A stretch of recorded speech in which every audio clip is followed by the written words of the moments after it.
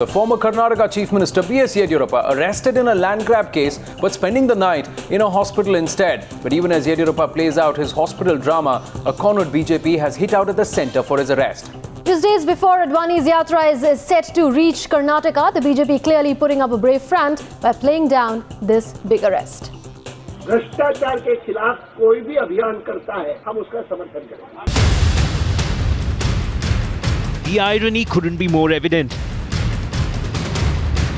And even as BJP puts up a brave front, भी कोई ऐसे मामले, कोई रिपोर्ट सामने आएगी और उसमें लगेगा कि सचमुच ये करप्शन में इंडल्ज हैं, उसी समय येदियुरप्पा को अपने पद से त्यागपत्र देना होगा.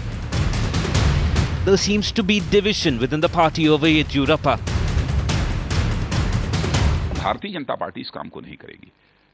भारतीय जनता पार्टी देखेगी हमारा बड़ा से बड़ा कोई नेता हो, यदि उसके खिलाफ करप्शन के एलिगेशंस हैं तो उसके खिलाफ कार्रवाई करने में अथवा उसको अपनी जिम्मेदारी से मुक्त करने में क्षण भर की देर नहीं लगाएगी. कानूनी तौर पर जो भी कदम उठाना चाहिए येदियुरप्पा जी उनके अपने पक्ष रखने के लिए, वो पूरे तौर पर उठाया जाएगा. Yediyurappa's arrest has taken the sheen out of Advani's anti-graft campaign. While the party is going ahead with its attack on the centre, the events unfolding in Bangalore clearly indicating that BJP has lost the advantage it had in the politics of corruption. मुझे कांग्रेस के लोगों से एक सवाल पूछना है. लोकायुक्त की report आई, येदियुरप्पा को इस्तीफा देने को कहा गया. डॉक्टर मनमोहन सिंह, चिदम्बरम साहब के खिलाफ रोज नए सबूत आते हैं 2G में, राजा के समान, और उनके प्रति अपनी आस्था प्रकट करते हैं.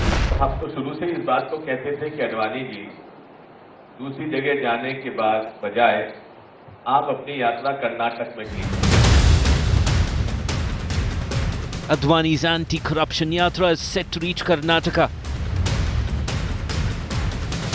And even as the party placed down the arrest of its most powerful leader in southern India, the Bharatiya Janata Party knows that the anti-corruption fight has hit a huge speed breaker in Karnataka and at the national stage. Bureau Report, Times Now.